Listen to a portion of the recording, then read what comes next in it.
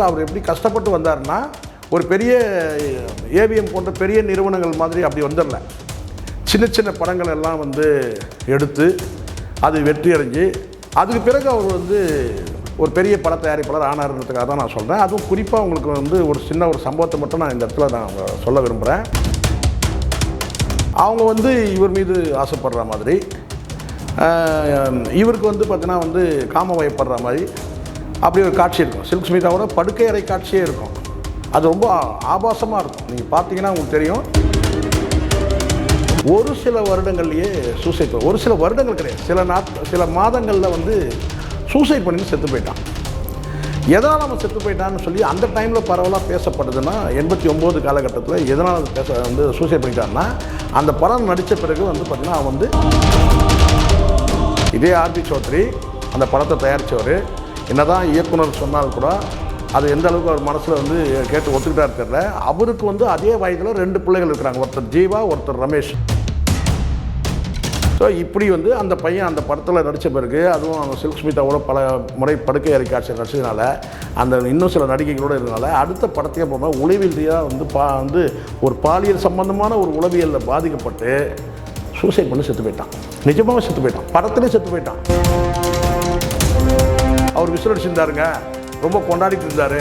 அடுத்த 1 மணி நேரத்தில் இப்படி ஒரு சோக செய்தி வருது, இதெல்லாம் பார்த்தீங்களா, உடனே பாவம் உடனே காட்டிடுது அப்படின்னு சில பேர் சொல்கிறாங்க இல்லையா. ஆடுகளம் சினிமா நேயர்களுக்கு என் அன்பான வணக்கம். ஆர்பி சௌத்ரி மரணம் அடைஞ்சிருக்காரு. ஒரு முன்னணி திரைப்பட தயாரிப்பாளர். 80கள் காலகட்டத்திலேயே அவருடைய பட தயாரிப்பு ஆரம்பிச்சிருக்கு. கிட்டத்தட்ட 90 படங்களுக்கு மேலே படம் தயாரிச்சிருக்கிறார் சொல்கிறாங்க. திரைப்படம் தமிழ் மட்டுமே இல்லை, மலையாளம், தமிழ், தெலுங்கு, பிற மொழிகள் படங்களையும் அவர் தயாரிச்சிருக்கார். 90 படங்களுக்கு மேலே நம்ம உண்மையிலேயே ஆச்சரியம்தான். அவர் சினிமாவில் இன்றைக்கி அதுவும் குறிப்பிட்டு 80களுக்கு பிறகு ஒரு நிறுவனம் 100 படங்களுக்கு மேலே தயாரிச்சாங்கன்னா அது பெரிய விஷயம்.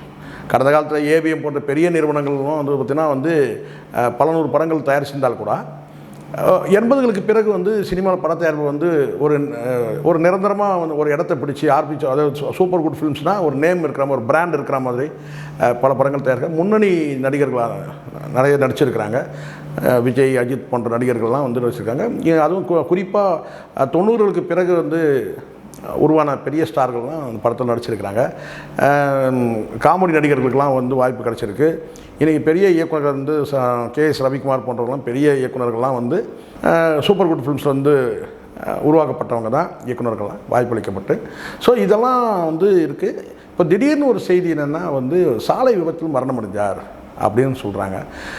ரொம்ப ஆச்சரியமாக இருக்குது. அதுக்கு பின்னாடி சதி இருக்கா, அது இருக்கா, இது இருக்கான்லாம் சொல்கிறாங்க. ஆனால் அங்கே நடந்திருக்க விபத்து எப்போவுமே இந்த ஒரு சிக்கல் இருக்கிறவங்க வேற்று மாநிலத்தில் இந்த மாதிரி விபத்து நடந்துச்சுன்னா, நம்ம ஏற்கனவே சைதை துரைசாமி மகன் விஷயத்தை கூட பார்த்தோம்.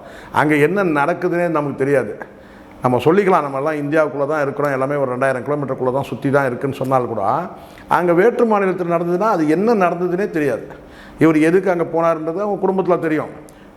அவருடைய இருப்பிடம், அதாவது சொந்த ஊர் ராஜஸ்தான் சொல்லும் போது எதுக்காக போனார், சொந்த பந்தங்களை பார்க்க போனாரா, எதுக்கு போனார்ன்றது தகவல் நமக்கு தெரியாது. குடும்பத்தில் இருக்கும்போது தான் தெரியும். ஆனால் அந்த விபத்து பார்க்கும்போது ஏதோ சாலை ஓரத்தில் இருக்கிற ஒரு ரிவர் பக்கத்தில் இருக்கிற ஒரு அந்த பிரிட்ஜு மாதிரி இருக்கிற இடத்துல தான் முட்டி ஆக்சிடென்ட் ஆன மாதிரி தெரியுது. அப்போ ஓட்டுநர் கவனக்குறைவா எதனால் அந்த மாதிரி ஆச்சுன்னு தெரியல. ஆனால் உண்மையிலேயே வயோதிக காலத்தில் இது மாதிரி மிகப்பெரிய ஒரு பெரிய ஒரு பெரிய விபத்து நடந்து உயிர் போகுது. கிட்டத்தட்ட அதுவும் மருத்துவமனையில் போய் தான் உயிர் போச்சுன்னு சொல்கிறாங்க. ரொம்ப கஷ்டமாக இருந்து இந்த சுச்சுவேஷனில் பார்த்திங்கன்னா நம்ம ஆறுதல் தான் சொல்லணும். அதனால் சில நேரங்களில் கடந்த கால சில அவருடைய பெருமைகளை சொல்லும் போது பார்த்திங்கன்னா கடந்த காலத்தில் அவர் எவ்வளோலாம் கஷ்டப்பட்டு போராடினார்ன்றதெல்லாம் நம்ம பார்க்கும்போது 80களில் அவருடைய திரைப்பட தயாரிப்பு பணி தொடர்ந்தால் கூட குறிப்பிட்ட காலத்தில் அவர் ஆரம்ப காலத்தில் இந்த சொல்லுவாங்க இல்லையா, இந்த வழக்கமாக இப்போ சொல்லுவாங்க பிட்டு படம்னு சொல்லுவாங்க இல்லையா, அப்படி தான் அவருடைய சினிமா தயாரிப்புன்றது அப்படி தான் இருந்திருக்கு. இங்கே இன்றைக்கி இருக்கிற இந்த 2K கிட்ஸுக்கெலாம் அது தெரியறதுக்கான வாய்ப்பு இல்லை. 80கள் காலகட்டத்தில் தொடங்கும் போது பார்த்திங்கன்னா அந்த கவர்ச்சி நடிகைகள்லாம் வச்சு சின்ன சின்ன படங்கள், பிட்டு படங்கள்னு சொல்கிறது எதுன்னு கேட்டிங்கன்னா, ஏதோ நீங்கள் தவறாக புரிஞ்சிக்கூடாது, நீல படம் அப்படி கிடையாது, அந்த ப்ளூ ஃபிலிம் சொல்லுவாங்களா அது கிடையாது.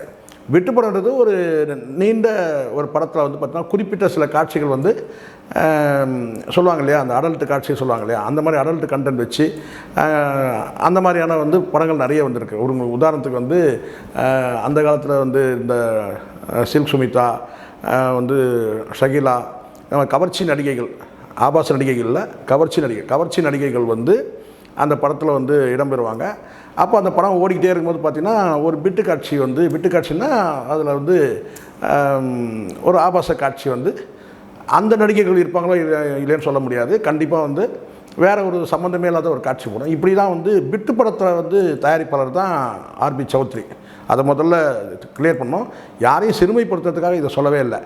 ஒரு நிகழ்காலத்தில் அவருடைய பல பேர் பெருமையை பேசினாலும் கூட பார்த்திங்கன்னா இந்த நேரத்தில் அவர் எப்படி கஷ்டப்பட்டு வந்தார்னா, ஒரு பெரிய ஏவிஎம் போன்ற பெரிய நிறுவனங்கள் மாதிரி அப்படி வந்துடல. சின்ன சின்ன படங்கள் எல்லாம் வந்து எடுத்து அது வெற்றி அடைஞ்சு அதுக்கு பிறகு அவர் வந்து ஒரு பெரிய பட தயாரிப்பாளர் ஆனார்ன்றதுக்காக தான் நான் சொல்கிறேன். அதுவும் குறிப்பாக உங்களுக்கு வந்து ஒரு சின்ன ஒரு சம்பவத்தை மட்டும் நான் இந்த இடத்துல நான் சொல்ல விரும்புகிறேன். லயனம்னு ஒரு படம் 89 அந்த படம் வந்தது. அந்த படம் வரும்போது தான் எனக்கே வந்து மிஞ்சி ஒரு 20 வயசு தான் வச்சுக்கோங்களேன். அந்த படத்தில் வந்து ஒரு 20 வயசில் ஒரு கதாநாயகன் நடிப்பார். கதாநாயகன் சொல்ல முடியாது, அந்த படத்தில் வந்து ஒரு ரோல் பண்ணுவார், முக்கியமான ஒரு ரோலாக பண்ணுவார். அவர் யாருன்னு கேட்டிங்கன்னா நந்துன்னு ஒரு கேரக்டர். அந்த நந்து யாருன்னு கேட்டிங்கன்னா ஊர்வசியோட சொந்த தம்பி, உடன் பிறந்த தம்பி நந்து. இந்த லயனம் படம் இப்போ கூட உங்களுக்கு வந்து இணையத்தில் போனீங்கன்னா வந்து ஃப்ரீயாகவே நீங்கள் பார்க்கலாம், படம் முழுவதும் பார்க்கலாம், அப்படி இருக்குது. அந்த படத்தில் வந்து அந்த நந்துன்ற கேரக்டர் வந்து என்னென்னா, அந்த லயனன்ற படத்தில் ஒரு கேரக்டர் எப்படின்னு கேட்டிங்கன்னா, ஒரு சில்க் சுமிதா போன்ற இன்னும் 2 கவர்ச்சி நடிகைகள் அதில் இருப்பாங்க. அவங்க வந்து இவர் மீது ஆசைப்படுற மாதிரி, இவருக்கு வந்து பார்த்தீங்கன்னா வந்து காம வயப்படுற மாதிரி அப்படி ஒரு காட்சி இருக்கும். சில்க் சுமிதாவோட படுக்கை அறை காட்சியே இருக்கும். அது ரொம்ப ஆபாசமாக இருக்கும். நீங்கள் பார்த்தீங்கன்னா உங்களுக்கு தெரியும். அது கவர்ச்சி நடிகை நடிச்சிருந்தாலும் கூட பார்த்தீங்கன்னா முழுக்க படுக்கை அறை காட்சியில் ஊர்வசியோட தம்பி அந்த நந்து வந்து சில்க் சுமிதாவோட உறவு வச்சுக்கிற மாதிரி, உடல் உறவு பண்ணுற மாதிரியான ஒரு காட்சி வந்து வைக்கப்பட்டிருக்கும். படுக்கை அறை காட்சி. அது பார்க்குறதுக்கு ஒரு என்ன சொல்கிறது, ஒரு விரசமாகவே இருக்கும். அது நீங்கள் இப்போ போனீங்கன்னா கூட இணையத்தில் பார்க்கலாம். படத்தோட பேர் லயனம். 89 வந்த படம். சில்க் சுமிதா தான் அந்த படத்தில் வந்து ஹீரோயின். அந்த கதைப்படி பார்த்திங்கன்னா அவங்க வந்து இராணுவத்துக்கு போன அவருடைய கணவர் வந்து அங்கே வந்து இறந்துட்டாருன்னு உங்களுக்கு செய்தி வந்த உடனே இவங்க தனிமைப்பட்டுருவாங்க. வீட்டில் வேலைக்கு சேர்க்கக்கூடிய அந்த பையனோட ஒரு டிரைவர் வேலைக்கு சேர்ப்பாங்க. தனிமையாக இருக்கக்கூடிய சில்க் சுமிதாவோட ஒரு என்ன சொன்ன காம வைப்படுற மாதிரி காட்சி. அது காதல்னு சொல்லுவாங்க அந்த படத்தில். ஒரு கட்டத்தில் வந்து 2 பேரும் வந்து ரொம்ப ஜாலியாக வந்து ரொம்ப நெருக்கமாக இருக்கும்போது இருக்கிற அந்த ஒரு காலகட்டத்தில் திடீர்னு வந்து இறந்து போனதாக சொன்ன புருஷன் வந்து ஊர்லேருந்து வந்துடுவார். பாருங்கள் எப்படி இருக்குது கதை, இப்படிலாம் தான் இருந்தது. அவர் வந்துடுவார். அதுக்கப்புறம் வந்து இந்த பையனோட சேர்ந்து வாழ முடியாத ஒரு சூழல் அவங்களுக்கு. அதே மாதிரி கணவனோடையும் வந்து பார்த்திங்கன்னா ஐக்கியமாக முடியாது, குற்ற உணர்வு. இப்படி அவங்க தவிக்கும்போது அந்த பையன் வந்து என்ன செய்வான்னு கேட்டிங்கன்னா துப்பாக்கி எடுத்து அவன் தன்னைத்தானே ஷூட் பண்ணி செத்து போயிடுவான். அதை பார்த்த உடனே இவங்க வந்து மாடியிலேருந்து தடிக்க விழுந்து செத்து போயிடுற மாதிரி சில்க் சுமிதா செத்து போகிறான். இது படத்தில் காட்சி. இதை எதுக்கு நான் விவரித்து சொல்கிறேன்னா, 2 விஷயம். ஒன்று, ஆர்பி சௌத்ரி ஆரம்ப காலத்தில் எப்படியான படங்கள்லாம் எடுத்தாருன்றதுக்கு இந்த படம் ஒரு உதாரணம்.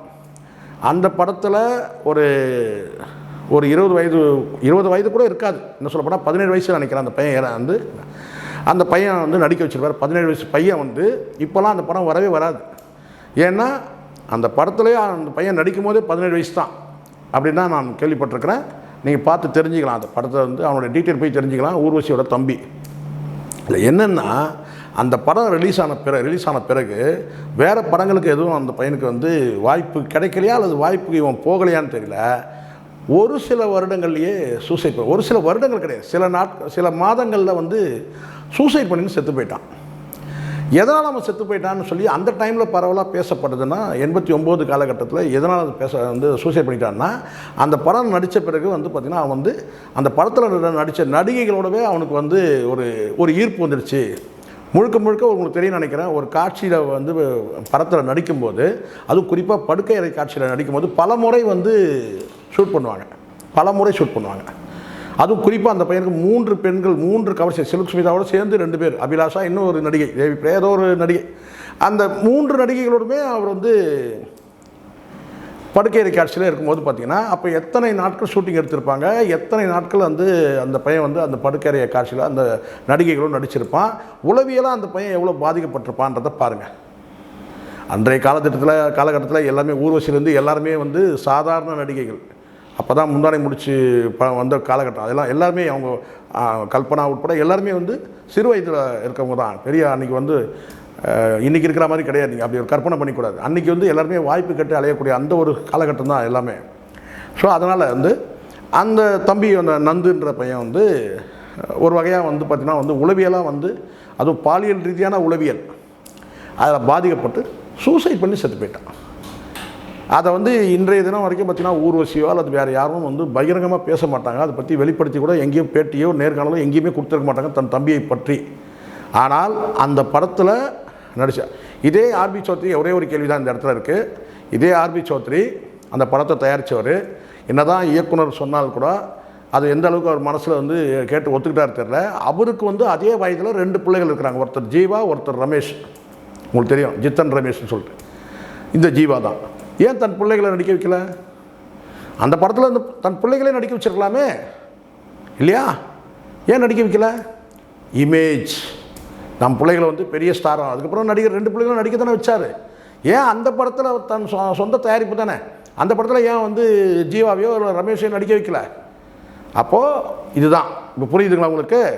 ஸோ இப்படி அந்த பையன் அந்த படத்தில் நடித்த பிறகு, அதுவும் அந்த சில்க் ஸ்மிதாவோட பல முறை படுக்கை அறை காட்சியில் நடிச்சதுனால, அந்த இன்னும் சில நடிகைகளோடு இருந்தனால அடுத்த படத்தையே போகும்போது உளவியல் ரீதியாக ஒரு பாலியல் சம்பந்தமான ஒரு உளவியலில் பாதிக்கப்பட்டு சூசைட் பண்ணி செத்து போயிட்டான். நிஜமாகவும் செத்து போயிட்டான். படத்திலே செத்து போயிட்டான். நிஜமாகவும் செத்து போயிட்டான். இதை விட ஒரு முறை சில்க் ஸ்மிதா ரொம்ப மறைமுகமாக சொல்லியிருந்தாங்க. அந்த பையன் இறந்ததையும் அந்த பையன் மீது இவங்களுக்குள்ளே ஏற்பட்ட ஈர்ப்பையும் கூட சில்க் ஸ்மிதா ஒரு காணொலியில் சொல்லியிருக்கிறாங்க. அது இப்போ பேசி பொருள் இல்லை, அர்த்தம் இல்லை. இது எதுக்காக இதை சொல்கிறேன்னா, ஆர்பி சௌத்ரியோட ஒரு மறுபக்கத்தையும் இப்போ நீங்கள் தெரிஞ்சிங்க.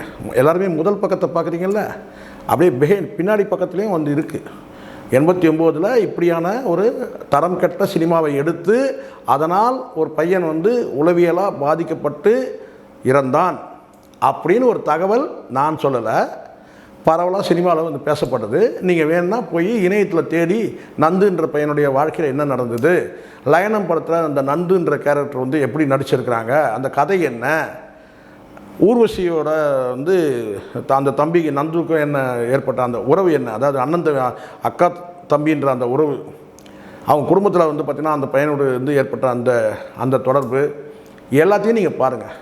ஒரு தம்பி இறந்ததை ஒரு அக்கா எங்கேயுமே பெருசாக பேசுனதே கிடையாது. காரணம் உண்மை என்னன்றது உங்களுக்கு தெரியும். பேச முடியுமா? இந்த படத்தால் தான் இந்த மாதிரி என் தம்பி நாங்கள் இழந்தோம் சொல்ல முடியுமா? சொன்னால் ஒரு 100 படம் வரைக்கும் தயாரித்த அந்த தயாரிப்பனுடைய மனஸ்தாபம் ஏற்படும் இல்லையா? அதனால் கூட அவங்க பேசாமல் இருந்திருக்கலாம். ஏன்னா இன்றைக்கும் ஊர்வசி ஒரு துணை நாயகியாக நடிக்கிறாங்க, குணச்சித்திரவரத்தை நடிக்கிறாங்க. அவங்க அக்கா கல்பனா இறந்தால் கூட பார்த்தீங்கன்னா இன்னொரு அவங்களுடைய சகோதரி படத்தை நடிச்சுட்டு தான் இருக்கிறாங்க. அப்போ அவங்களுக்கு பணம் வாய்ப்பு மறுக்கப்படலாம். ஸோ இறந்து போனவன் தான் அவன் தம்பியாக இருக்கட்டும், யாராக இருக்கட்டும், இதுதான் உண்மை. ஸோ இது இதில் ஒரு முக்கியமான விஷயத்த சொல்லி நான் முடிச்சிடறேன். இதில் கேட்டிங்கன்னா, இது ஏதோ நான் ஆர்பி சௌத்ரி அவர்கள் தரக்குறைவாக சொல்லணுன்ற நோக்கம் கிடையாது. இருக்கிற உண்மையை நான் உங்களுக்கு சொல்லியிருக்கிறேன், அவ்வளோதான். ஆர்பி சௌத்ரி ஒரு பெரிய பட தயாரிப்பாளர், 90 படங்கள் மேலே தயாரிச்சிருக்கிறார். ஆனால் அவர் 80 காலகட்டத்தில் எந்த மாதிரியான படங்கள் எடுத்தார், அந்த ஒரு படங்களை எடுக்கும்போது ஒரு படத்தில் ஏற்பட்ட அந்த விளைவுகள், பின்விளைவுகள், இதைத்தான் நான் சொல்லியிருக்கிறேன். தவிர எதுவும் தவறாக நான் எதுவும் சொல்லவே இல்லை. இது எல்லாத்துக்குமே சான்று இருக்குது. நீங்கள் இணையத்தில் போய் பார்த்துக்கலாம். இதுதான் உண்மையான விஷயம். இதில் ஒரே ஒரு விஷயத்தை மட்டும் நான் சொல்லி முடிக்கிறேன். இன்றைக்கி அவர் விபத்தில் வந்து மரணம் அடைஞ்சிருக்காரு. அவருடைய ஆத்மா சாந்தி அடையட்டும்.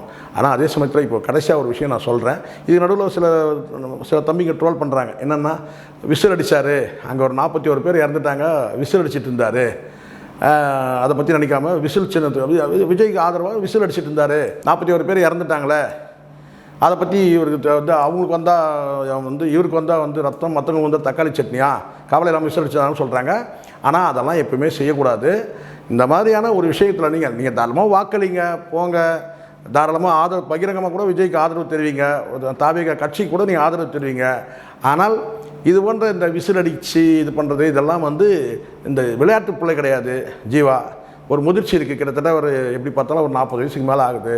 கொஞ்சம் பெருந்தன்மையாக நடந்துங்க. எல்லாம் சொல்லிவிட்டு கடைசியாக நான் சொல்கிறது என்னன்னு கேட்டால், இந்த லயனம் படம் சொன்னேன் இல்லையா, சூப்பர் குட் ஃபிலிம்ஸ், இந்த லயனம் அந்த லயனம் இப்போ சில பேர் சொல்கிறாங்க என்ன சொன்னால், அவர் விசில் அடிச்சிருந்தாருங்க, ரொம்ப கொண்டாடிட்டு இருந்தார், அடுத்த 1 மணி நேரத்தில் இப்படி ஒரு சோக செய்தி வருது, இதெல்லாம் வந்து பார்த்தீங்களா உடனே பாவம் உடனுக்குடனே காட்டிடுது அப்படின்லாம் சில பேர் சொல்கிறாங்க இல்லையா. அதுக்கு நான் சொல்கிறேன், இப்போ இடத்துல கவனிங்க. அந்த லயனம்ன்ற படத்துக்கு தமிழில் ஒரு பேர் வச்சாங்க, டப் பண்ணி. அதுக்கு என்ன பேர் தெரியுங்களா? முதல் பாவம். படத்தோட பேர் என்ன? லயனம் படத்தோட தமிழாக்கம் பண்ணும்போது அந்த படத்துக்கு பேர் வச்சது என்ன கேட்டிங்கன்னா, முதல் பாவம். இதில் வந்து நான் இதை தாண்டி நான் எதுவும் சொல்ல விரும்பலை. நன்றி, வணக்கம்.